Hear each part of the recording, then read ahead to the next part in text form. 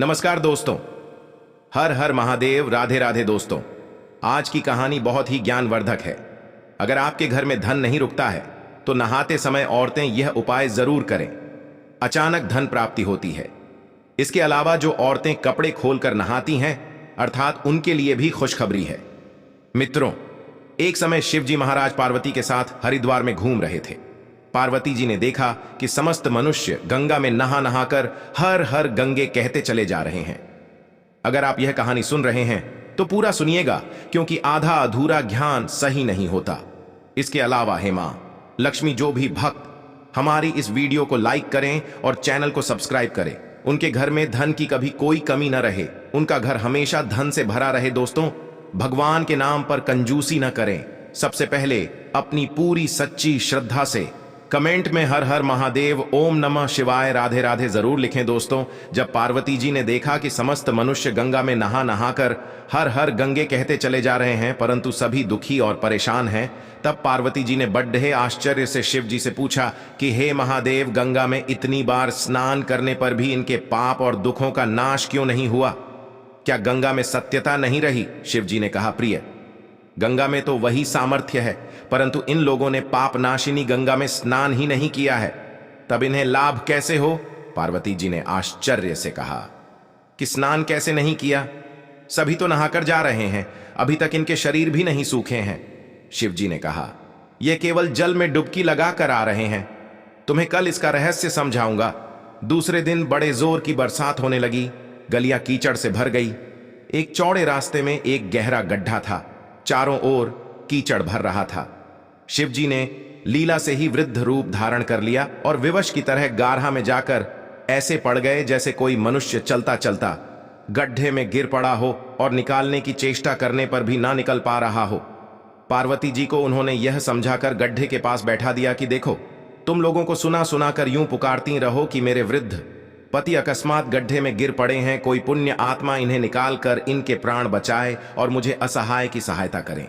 शिव जी ने यह और समझा दिया कि जब कोई गड्ढे में से मुझे निकालने को तैयार हो, तब इतना और कह देना कि भाई, मेरे पति सर्वथा निष्पाप है, इन्हें वहीं छुए जो स्वयं निष्पाप हो।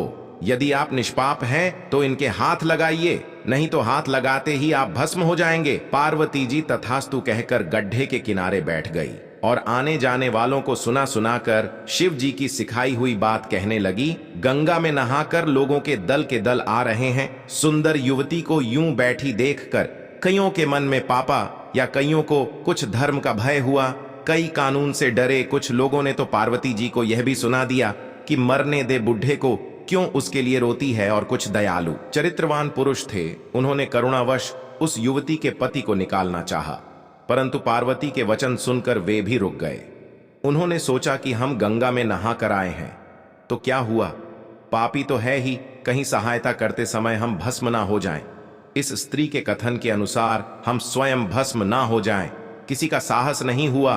सैकड़ों आए, सैकड़ों ने पूछा और चले गए। संध्या हो चली, शिवजी ने कहा। पार्वती देखा आया कोई सच्चे हृदय से गंगा में नहाने वाला। थोड़ी देर बाद एक जवान हाथ में लौटा लिए हर हर गंगे करता हुआ निकला। पार्वती ने उसे भी वही बात कही। युवक का हृदय करुणा से भर आया। उसने शिवजी को निकालने की तैयारी की। पार्वती ने रोक कर कहा कि भाई, यदि तुम सर्वथा निष्पाप नहीं होंगे तो मेरे पति को छूते ही जल जाओगे। उसने उसी समय बिना किसी संकोच के दृढ़ निश्चय के साथ पार्वती से कहा कि माता, मेरे निष्पाप होने में तुझे संदेह क्यों होता है? देखती ही नहीं, मैं अभी गंगा नहा कर आया हूं। भला गंगा में गोता लगाने के बाद भी कभी पाप रहते हैं? अभी तुम्हारे पति को निकालता हूं। युवक ने लपक कर बूढ़े को ऊपर उठा लिया। शिव पार्वती ने उसे अधिकारी समझकर अपना असली स्वरूप प्रकट कर उसे दर्शन देकर कृतार्थ किया। शिव जी ने पार्वती से कहा कि इतने लोगों में से इस एक ने ही गंगा स्नान किया है। इसी दृष्टांत के अनुसार जो लोग बिना श्रद्धा और विश्वास के केवल दंभ के लिए गंगा स्नान करते हैं, उन्हें वास्तविक फल नहीं मिलता। परंतु इसका यह मतलब नहीं कि गंगा स्नान व्यर्थ जाता है। गंगा स्नान का बहुत पुण्य भी है। इसके बाद शिव जी ने पार्वती जी से कहा, अब मैं आपको 12 बातें बताता हूं। जो भी मनुष्य इन 12 बातों को नहाते समय ध्यान में रखता है, वह कभी भी दुखी नहीं रहता है। उसके घर में मां लक्ष्मी का वास हो जाता है, उसके घर में अपार धन आता है, घर में कभी भी लड़ाई झगड़ा नहीं होते हैं, उसका पूरा परिवार हंसी खुशी जीवन व्यतीत करता है। तब माता पार्वती ने कहा, हे भगवान, आप हमें यह 12 बातें बता दीजिए। इसके बाद भगवान शिव उन बातों को बताना शुरू कर देते हैं और माता पार्वती बहुत ध्यान से सुनने लगती है। दोस्तों, ये 12 बातें आप लोग भी बिल्कुल ध्यान से सुनना। इसके बाद भगवान शिव कहते हैं, प्रिय, या 12 बातें बताने के बाद मैं आपको एक बात और बताऊंगा। जो औरतों के लिए, जो औरतें कपड़े खोलकर स्नान करती हैं, उनके लिए यह बात बहुत ही महत्वपूर्ण है। तो पार्वती जी, इस बात को आप बहुत ही ध्यान से सुनना। तभी शिव जी अपनी वाणी को शुरू कर और बताने लगते हैं। दोस्तों, शिव जी कहते हैं, स्नान करने से शरीर निरोगी रहता है और मन प्रसन्न रहता है। नहाने से चेहरे की क्रांति और शारीरिक आकर्षण में भी बढ़ोतरी होती है। अगर इस नित्य कर्म के दौरान कुछ बातों का ध्यान रखा जाए तो आध्यात्मिक से भी ज्यादा लाभ पाया जा सकता है। नहाने के क्रम में जिन बातों का ख्याल जरूरी रखा जाना चाहिए, अब उन बातों के बारे में बताने जा रहा हूं। प्रिय, आप इन बातों को बिल्कुल ध्यान से सुनना। नंबर 1, स्नान करने के बाद लोग शुद्ध होकर पूजा पाठ आदि सारे काम करने के योग्य बनते हैं, इसलिए सुबह को ही स्नान कर लेना चाहिए। नंबर 2, शास्त्रों में कहा गया है कि स्नान करने से इन 10 गुणों की प्राप्ति होती है।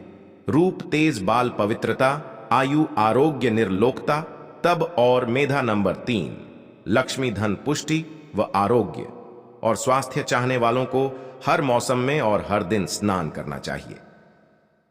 नंबर 4, शास्त्रों में कहा गया है कि सुबह स्नान करने से पाप का नाश होता है और पुण्य मिलता है। ऐसा कहा गया है कि सुबह नहाने वालों के पास नकारात्मक शक्तियां नहीं भटकती, इसीलिए सुबह स्नान करना ही उचित है। नंबर 5, बीमारी की हालत में सिर के नीचे से ही स्नान करना चाहिए।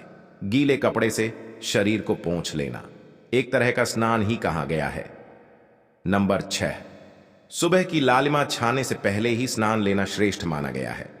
नंबर 7, तेल लगाकर और देह को मल मल कर नदी में नहाना मना है। इसकी जगह नदी से बाहर निकलकर तट पर ही शरीर साफ करके तब नदी में डुबकी लगाना उचित है।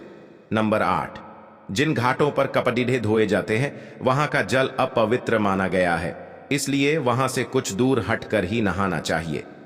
नंबर 9, नदी में 11 या 21 डुबकियां लगाना अच्छा बताया गया है। नंबर 10, पवित्र नदियों में कपड़े निचोड़ने की मनाही है। नदी में किसी तरह की गंदगी नहीं बनानी चाहिए।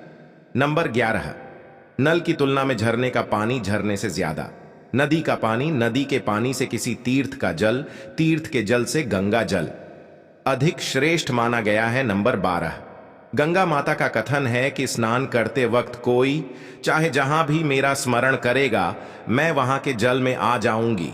इसके बाद शिव जी ने कहा, अब मैं आपको औरतों के बारे में बताता हूं, जो औरतें कपड़े खोलकर स्नान करती हैं। शिव जी ने कहा, हिंदू धर्म शास्त्रों में हर एक चीज के लिए कुछ नियम बनाए गए हैं।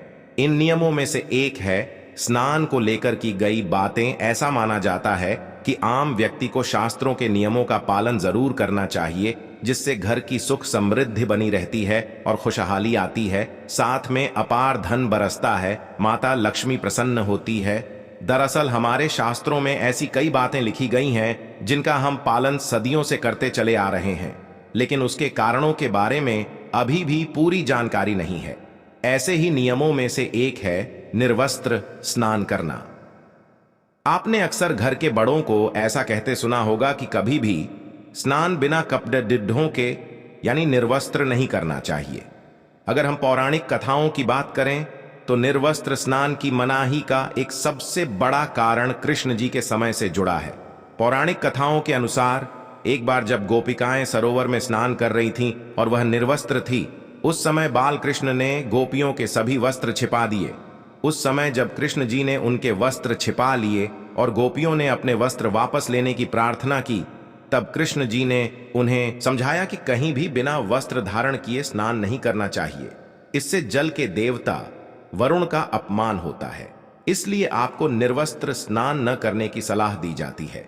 अगर आप नहाते समय यह सोचते हैं कि बंद कमरे में कोई आपको नहीं देख रहा है, तो ऐसा गलत है, क्योंकि ईश्वर आपको हर स्थान पर देखते हैं। यदि आप निर्वस्त्र होकर स्नान कर रहे हैं तो यह मुख्य रूप से जल के देवता वरुण का अपमान करने जैसा होता है। निर्वस्त्र स्नान से आपको पाप लग सकता है और आर्थिक और शारीरिक नुकसान पहुंच सकते हैं। यदि आप निर्वस्त्र स्नान करते हैं तो आपके शरीर में नकारात्मक ऊर्जा प्रवेश करती है और आपकी मानसिकता भी नकारात्मक हो सकती है।